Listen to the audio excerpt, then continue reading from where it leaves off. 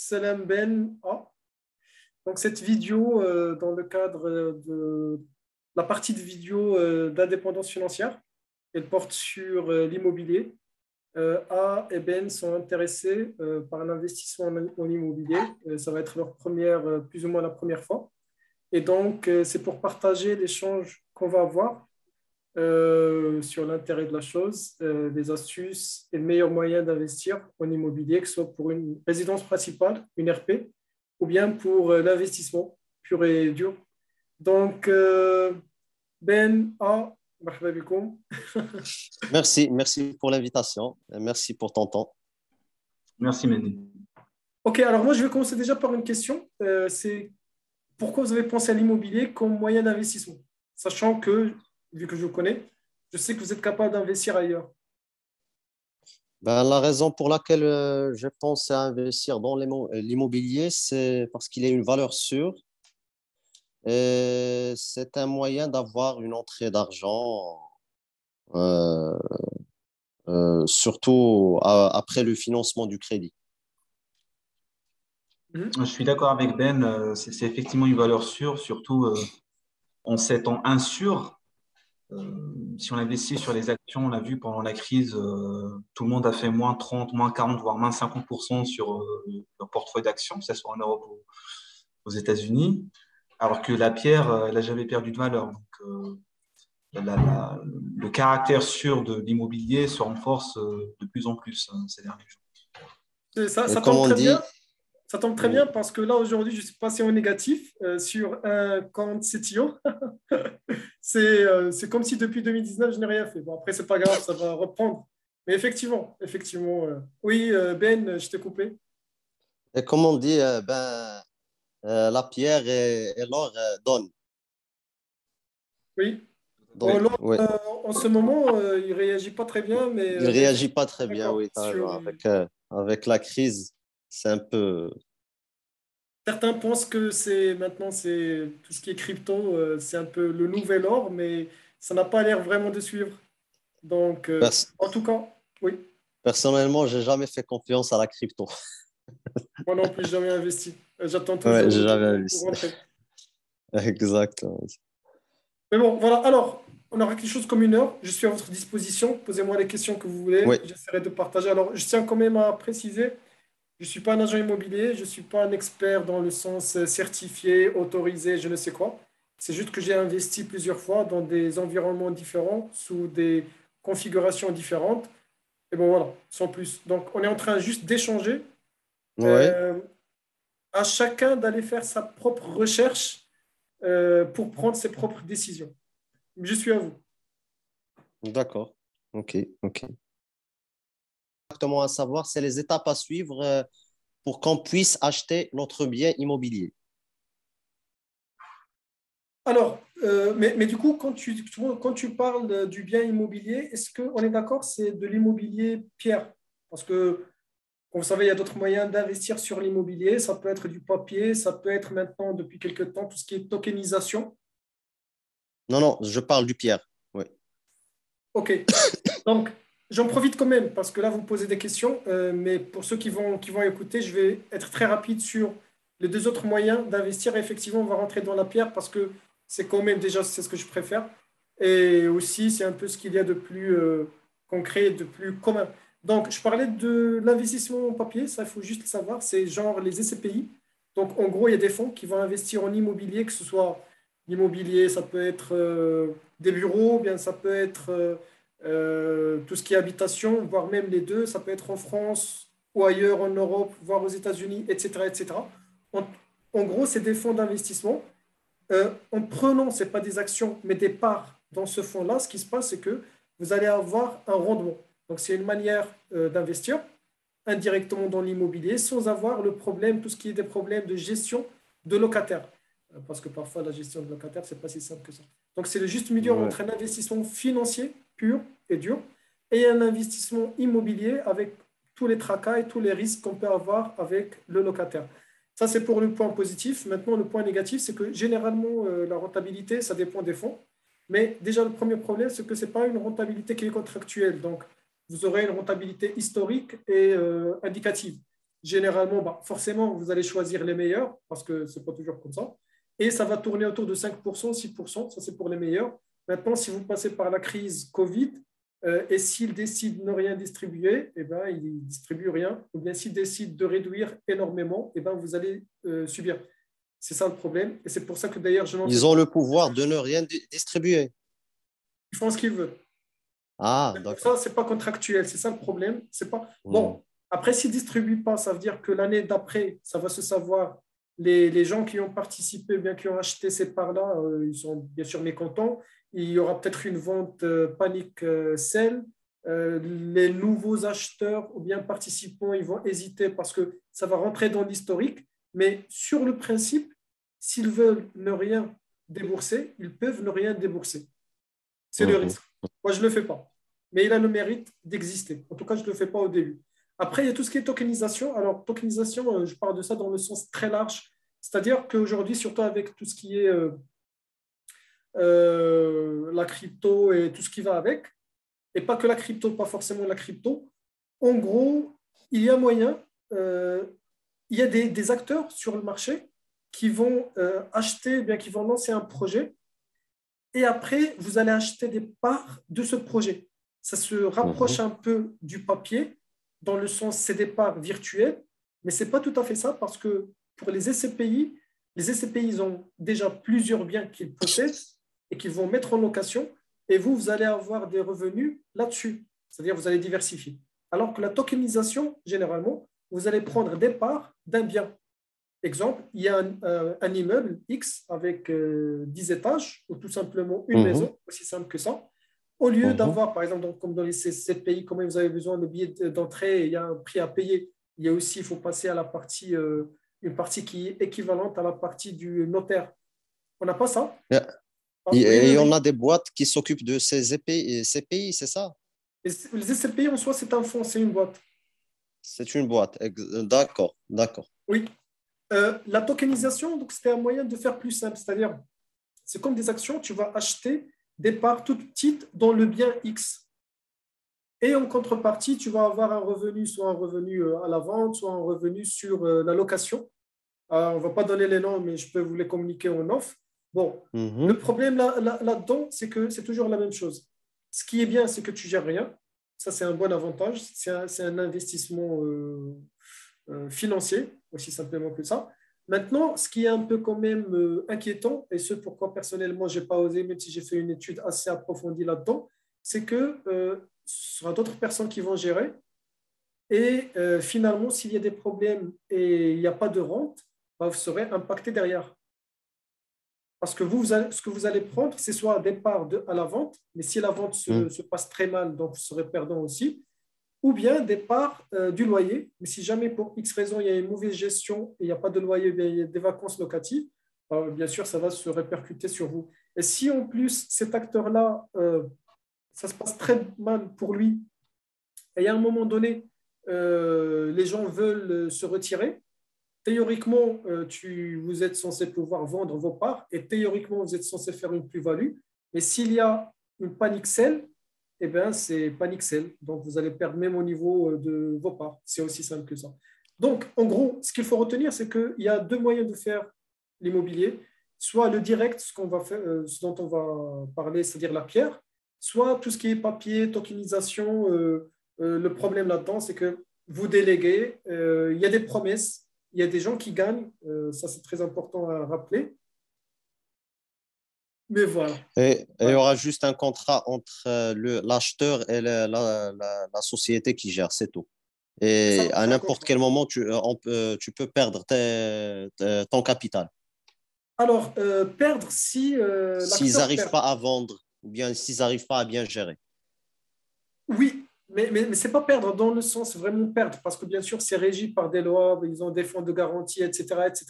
C'est perdre par la loi du marché, on va dire. Ah, oui, Alors, oui.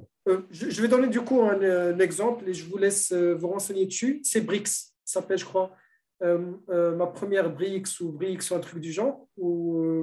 C'est un acteur qui fait de la tokenisation et en gros, vous allez acheter des parts du projet X. C'est comme si vous achetiez des briques de ce bien immobilier.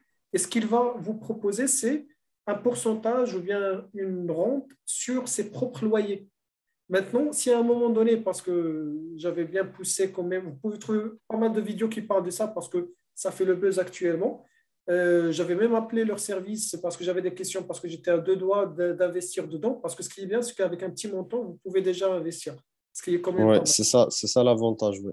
C'est l'avantage. Maintenant, tu mets 1000 euros. Si tu vas avoir 5%, c'est 5% de 1000 euros. Il faut aussi se poser la question si c'est le bon moment. Maintenant, comme a dit A, si on est à un moment où la bourse, c'est pas tellement ça, 5%, même si c'est brut, il ne faut pas l'oublier, donc il y a les impôts derrière. Donc 5%, c'est peut-être pas si mal que ça, finalement, en attendant que la bourse reprenne. Mais son problème, c'est que lui, il va te dire, bah, tu sais quoi, déjà ce que tu es en train de gagner, c'est que tes briques que tu as achetées, quand tu vas les vendre, il y aura une plus-value. OK, mais est-ce que c'est garanti? Non. Il va te Non. dire aussi, c'est qu'il y a une marketplace, et dans la marketplace, tu peux la revendre quand tu veux. Il y a l'offre et la demande. D'accord. Et si ça se passe mal, et le problème, ça se passe mal, ça peut arriver n'importe où, n'importe comment. Et le vrai problème, c'est que ce qui me dérange, c'est que si ça se passe mal à cause d'un problème de gestion, c'est-à-dire j'y suis pour rien et le marché n'y est pour rien. Donc, effectivement, si ça se passe mal, eh ben, vous êtes dans la merde et vous perdez aussi cette plus-value. Et si pour X raison, au niveau de cette rente, il n'y a pas de locataire, ça va se répercuter sur vous parce qu'il ne va pas vous payer de sa poche, ce qui est quelque part normal. Donc, ce qui me Mais dérange ça, là-dedans, c'est désolé de t'interrompre, mais c'est ça des risques que tu encours. De toute façon, quand tu gères ton propre bien. Mais là, j'ai envie de dire que la risque le risque de, comment ils appellent ça, quand tu trouves pas de locataire, c'est le même risque que ce soit que tu es sur de la pierre pure et dure ou que sur de la tokenisation. Mais encore, tu as moins de risques sur des plateformes de tokenisation du type BRICS parce que c'est géré par des agences spécialisées. Donc, en fait, théoriquement, ils doivent gérer mieux que toi le bien. Donc, finalement, tu as moins de risques là-dessus. Donc, c'est la première chose. La deuxième chose, je pense que l'atomisation, c'est vraiment l'avenir. Hein. C'est d'ailleurs, je pense qu'on en a parlé. En fait, ça permet à tout le monde, c'est la démocratisation de l'investissement. Ça a permis à tout le monde d'investir dans l'immobilier à partir de 10 Du euros, 1000 carrément, parce euros. qu'un brick, ça coûte 10 euros. Il y a plein de gens, je ne sais plus quel était le chiffre, mais genre 7 Français sur 10 n'ont pas accès au crédit immobilier parce qu'ils n'ont pas les revenus qui suivent. Donc, tous ces gens-là, ils vont s'orienter vers des plateformes de tokenisation. Donc, cette plateforme, cette technologie n'est pas prête à partir. Donc, ça, c'est pour répondre à ton point, si un jour la plateforme disparaît. Et tous les indicateurs aujourd'hui sont franchement verts. J'ai regardé pas mal de vidéos là-dessus. C'est très prometteur. Et ensuite, les rendements, ils sont significatifs, hein, j'ai envie de dire. Là, ce que tu as dit, les 5%, ce n'était pas du brut, c'était du net, en fait. Le brut, c'est du 11, 12, voire 13%. Le oui, net, pour avoir effectivement. investi sur BRICS, Ah, c'était tu as mon investi? investissement. Tu as J'ai investi? j'ai investi une petite OK. somme pour voir, et c'était 6,5 en net, tu vois. Alors, j'attends de voir par la suite parce que les loyers ne sont pas encore tombés. Il y a un délai je pense, de 3 à 6 mois pour l'acquisition du bien, tout l'acte avec le notaire, etc. Donc, on pourra en parler au mois de juillet. Mais pour moi, je suis assez convaincu avec les informations dont on dispose aujourd'hui. Je suis assez convaincu par l'investissement dans l'immobilier par la voie de la tokenisation. Et d'ailleurs, Bah, il y c'est a un intéressant. exemple qui est beaucoup plus ancien que Brice, qui est Realty. Je pense que c'est comme ça qu'il s'appelle. Une plateforme aux Oui. États-Unis qui a fait ses preuves depuis plusieurs années et ça marche très bien. Je pense que Brice est en train d'emprunter le même chemin. Et quelles sont les étapes à suivre pour quelqu'un qui n'a jamais investi et qui veut investir dans ce genre de type d'immobilier? Du coup, je te laisse répondre A puisque toi, tu l'as fait. Et moi, je suis contre. Ah, oui, oui, ouais, Alors, ouais, tu achètes, ouais, tu achètes des tokens en fait, qui correspondent à des parts. Donc, en fait, ce qu'ils font, c'est qu'ils ont une équipe et ils vont sélectionner régulièrement des immeubles qu'ils vont acheter à 50% par un crédit et 50%, en fait, c'est un financement participatif sur la plateforme. Donc, en fait, ils achètent, je sais pas, ils trouvent un immeuble à Marseille à 2 millions. Donc, ils vont aller souscrire un crédit à 1 million auprès d'une banque partenaire et puis ils vont poser l'immeuble sur la plateforme à 1 million pour que ce million-là soit financé par des gens comme toi et moi. D'accord. En fait, toi, quand tu investis en tant que particulier, tu bénéficies de cet effet de levier qui est créé par le crédit immobilier, en fait. En fait, si c'était un financement participatif de la totalité de la valeur du bien, donc 2 millions, ça ne serait pas très intéressant. Parce qu'en fait, il n'y a pas d'effet de levier derrière. Mais le fait qu'il y ait une banque derrière qui finance 50%, ils auraient pu, les banques, quand ils font confiance à cette plateforme, ils auraient même pu financer 60, 70, 80%. Mais la plateforme a fait le choix de ne financer que 5% par la banque pour pouvoir multiplier les opérations. Comme ça, en fait, pour la banque, elle va toujours se dire, moi, j'ai que 5%, il y a 50% du risque qui est pris par la plateforme, donc à chaque fois qu'il y a un projet, je vais le financer pour cette plateforme. Donc nous, en fait, les particuliers financent les 50% qui restent et tu peux participer à hauteur de 10 euros. Donc 10 euros, ça fait un BRICS. Et ça se passe, pour te dire, en fait, il y a beaucoup d'investisseurs intéressés, il y a beaucoup de demandes que d'offres. Et moi, quand j'ai investi la dernière fois, c'était un immeuble de 3 millions, donc 1,5 million financé par les investisseurs particuliers, et c'est parti en 3 minutes. 1,5 million, 3 minutes. 1,5 million a été récolté en 3 minutes. Ils ont fait beaucoup de pubs, BRICS, entre autres acteurs. Ouais, c'est tout à fait. Et là, la nouveauté, c'est qu'ils ont rajouté. Là, en fait, la crainte qui était au début, c'est que les gens, ils étaient un peu récalcitrants par rapport à ça, parce que tu achètes un BRICS, en fait, les loyers ne tombent que dans 6 mois, et en fait, en gros, ton argent, il est bloqué, tu ne peux pas récupérer. Contrairement à un bien immobilier où, en fait, le jour où tu veux te débarrasser du bien, tu le vends et basta. Là, ce qu'ils ont fait, c'est qu'ils ont rajouté ce qu'ils appellent une marketplace dans laquelle tu peux revendre les parts que tu as achetées, les BRICS, avec une plus-value.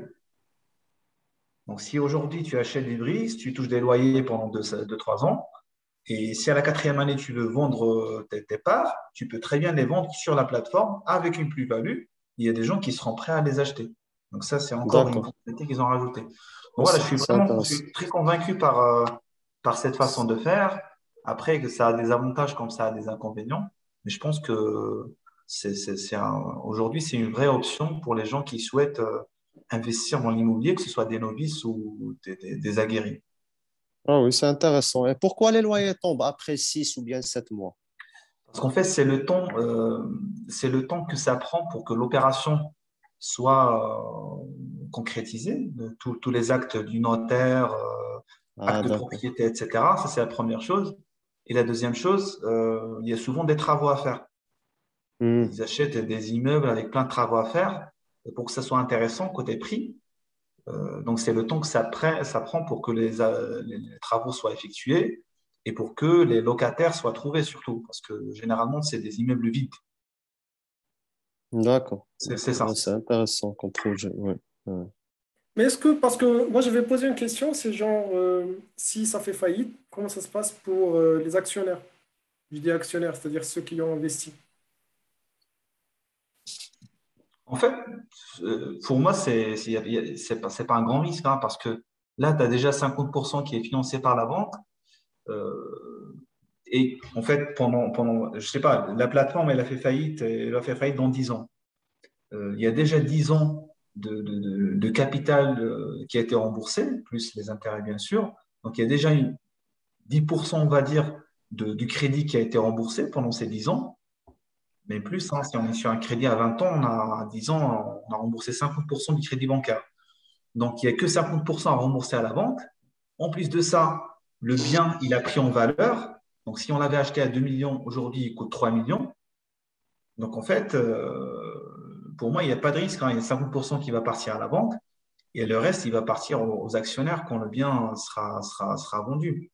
Et je pense que les actionnaires, ils vont recevoir leur part, leur argent initialement investi avec plus-value, si la plateforme fait faillite.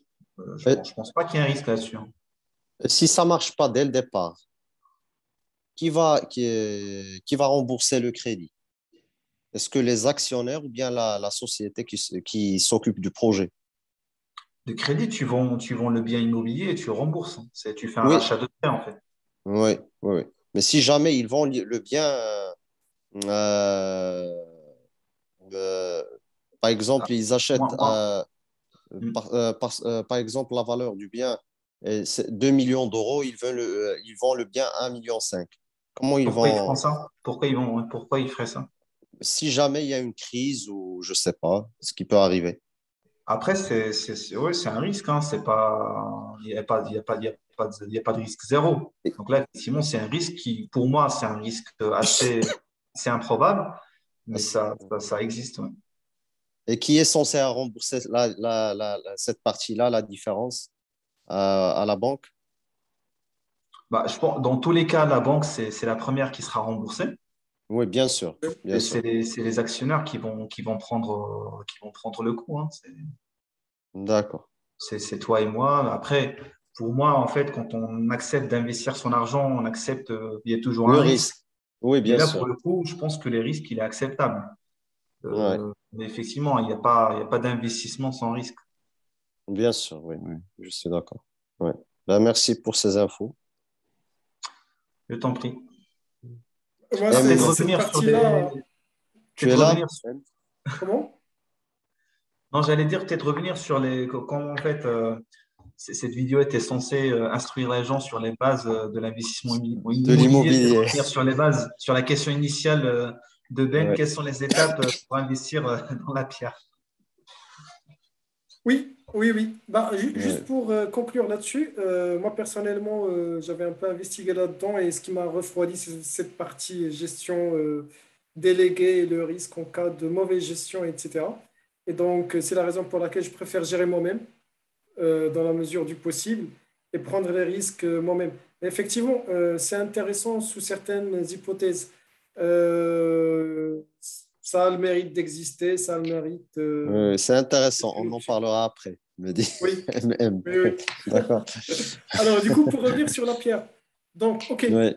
Déjà, je vais vous poser une question. Quand vous parlez de la pierre, la question porte sur la résidence principale ou bien sur l'investissement proprement parlant.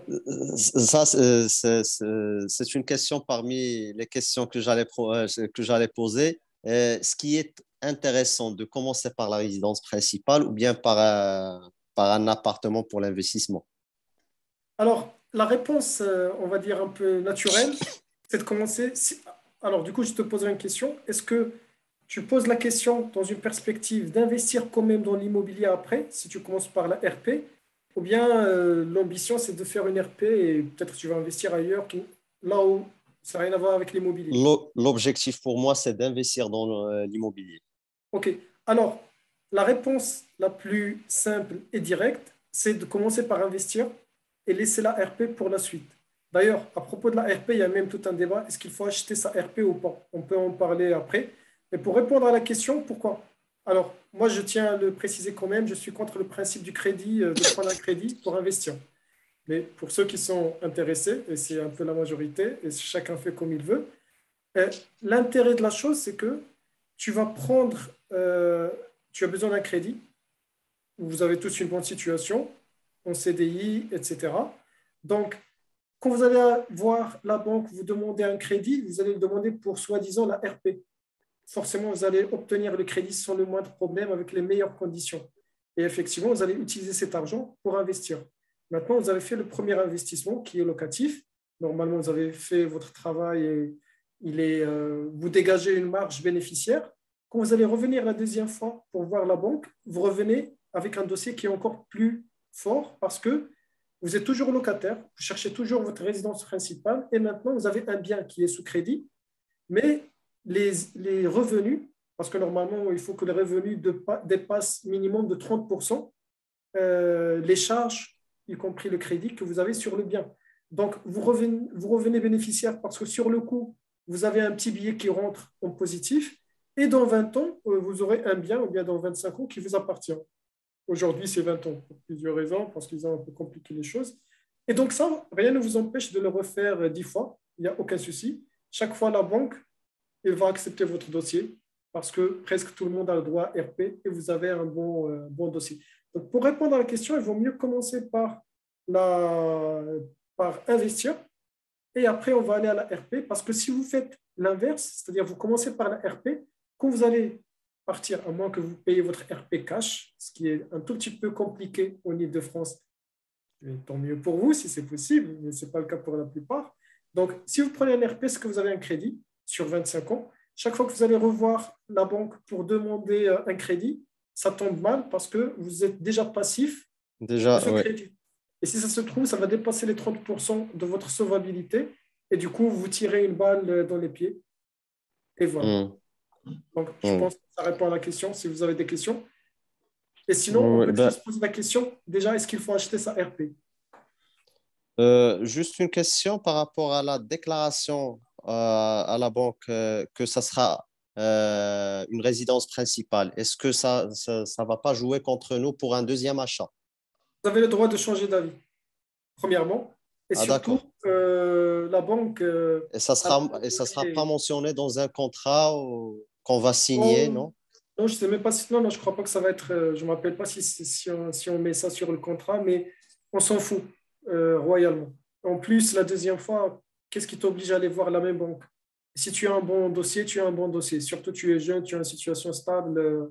Et aujourd'hui, Ouais. en plus, le crédit en France, ça devient de plus en plus compliqué. Ça veut dire les bons dossiers, les dossiers qualitatifs, ils deviennent de plus en plus rares. Donc, quand tu es un dossier qualitatif, bah, clairement, tout le monde va te courir derrière. Et Oui, c'est oui, oui, oui. Je suis d'accord. tant mieux. Je suis d'accord avec toi. Ouais. Des questions là-dessus, on passe à la question RP ou pas RP.